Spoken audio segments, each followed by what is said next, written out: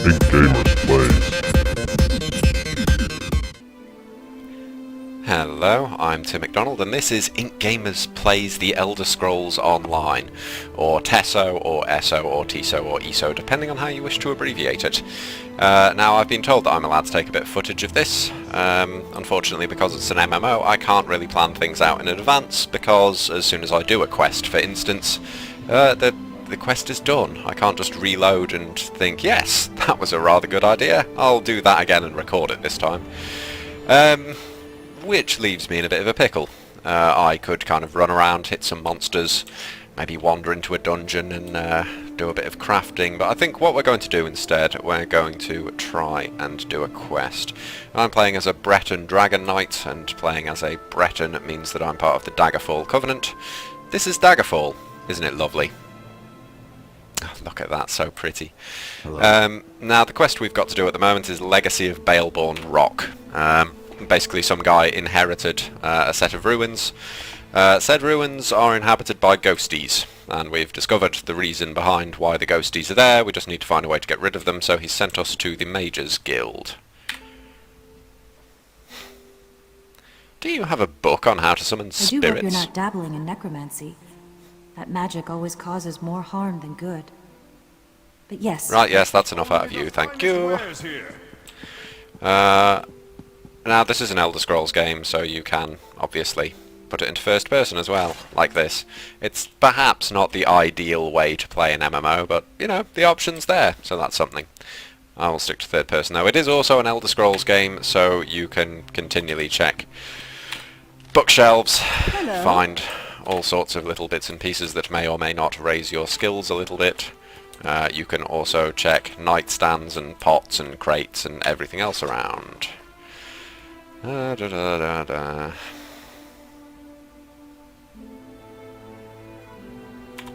collection of foolish thoughts, that. All to sell more books. Don't expect to find much truth in a tome such as that. Okay, person who's definitely not a necromancer. Can be dangerous work. I heard about you. About how you entered the ruins of Baleborn Tower. You must not undo the sacrifices that have already been made. My master sent me to give you advice and guide you to the right decision. And how do you intend to do By that? helping you accomplish what the Baleborn has requested. Words are so much less effective than seeing the reality of a thing. Now think the kind that is crucial to the summoning. If you are to call her spirit to this realm, you must focus on who she truly was. I can't remember, that was ages ago. I got anything in here? No. Well, maybe I have. Yes, you've got a nice big list of all the lore in the game. Summoning spirits can be by helping let's you just accomplish what someone who must remain secret. pick something Words randomly. are so much less effective than seeing the reality of the thing. Now think, Claudia Theman was a quiet woman. She never wanted power or riches. All she wanted was love, something so ordinary as a piece of jewelry, once promised an eternity of love. Yes, revenge. She hated the Baleborns, wanted to destroy them more than anything, except saving her child. The deal she made, you'll see. Okay. That was entirely based on luck. It was a while ago that I started this quest, and then I got distracted by lots of others, so I promptly forgot everything else that I was meant to be doing. Where exactly am I meant to be going now? Down there. Okay, in that case you get to have a nice look at lovely Daggerfall. So much to do. There's the person that uncovered the plot against the king. Hail, hero. And yes, as in most Elder Scrolls games, I do also have a fairly limited amount of stamina. Which means that I can't just run everywhere. Oh wait, I meant to be going back over this way.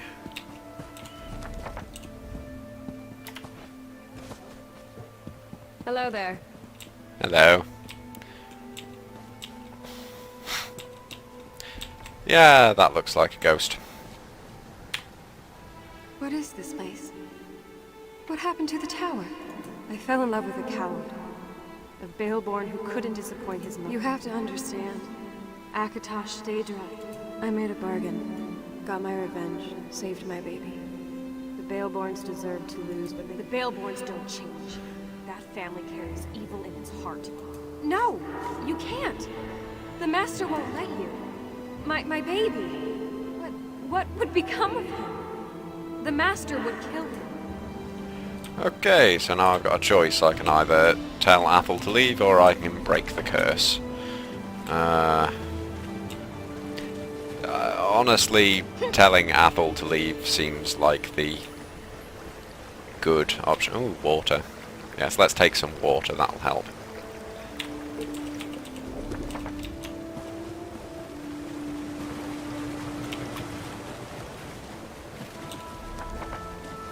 I don't quite know why I ran over there.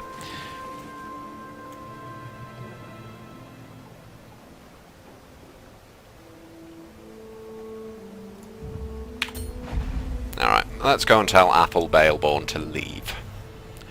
Now this is the way you fast travel around the map. You essentially pick one of the recall locations that you've already found, click on it, and pay money for some reason. I don't quite understand it myself. I'm assuming that the spirits of transportation, I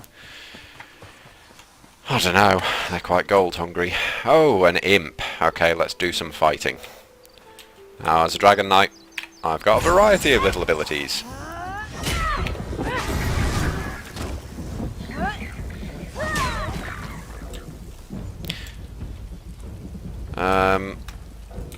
You can have 5 abilities equipped at once at any given time, plus an ultimate ability, but that's not how you do most of your fighting. The rest of it kind of works in typical Elder Scrolls way. You can tap the left mouse button to swing your sword, you can hold down the left mouse button to do a power slash, you can use the right mouse button to block, and you can press both of them together to kind of interrupt whatever attack your enemy's got going.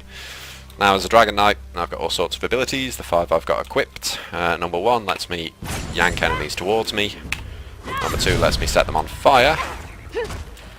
Number 3 is a slash that kind of snares them and lowers their damage for a little bit. Number 4 gives me kind of damage reflecting armor. And number 5, which I can't use at the moment because my magicka is too low, is the usual stuff for trapping people in soul gems, which is useful if you ever want to enchant things. Okay, Athel Baleborn, where are you? Other than above me. No, you must be up there. There you are. But first of all, let's do some mining.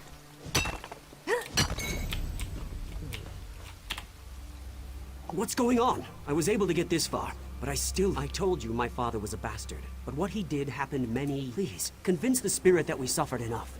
My mother ordered the hired guards to reclaim this place no matter the cost. It's out of my hands. These men will kill anyone who gets in their way. Your gods don't frighten me. Damn it, I tried to warn you. Remember that. I tried.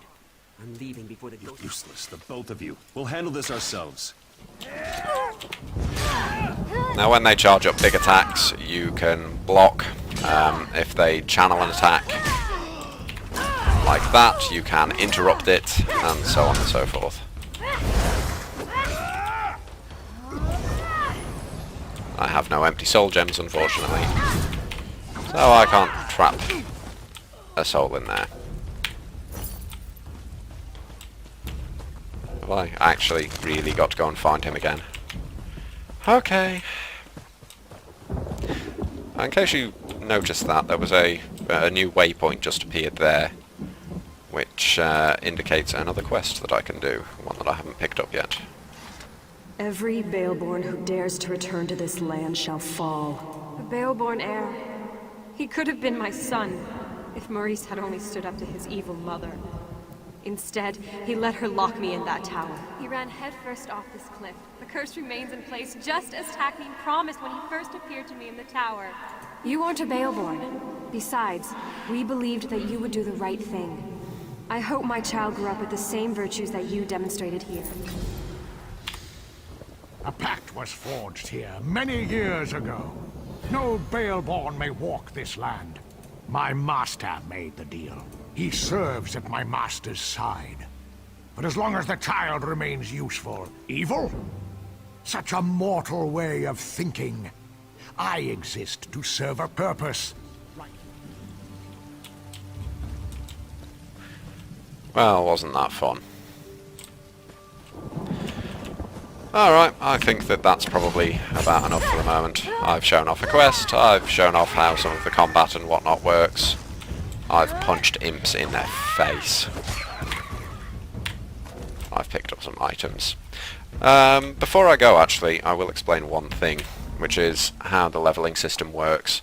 When you level up, you get an attribute point. You can put that into magicka or health or stamina, all of which do pretty much what you would expect. Other than that, you've also got skills. And these don't quite work as they do in other Elder Scrolls games like Oblivion, Skyrim, Daggerfall, Morrowind, Arena, Redguard, any of them. Basically, when you have equipment armed or abilities set up, your experience, any experience that you gain also feeds that particular skill tree. For instance, one-handed shield. Because I've got various one-handed feats equipped, or rather because I've got crippling slash equipped, I get experience to that whenever I gain experience by killing things or finishing quests or whatever.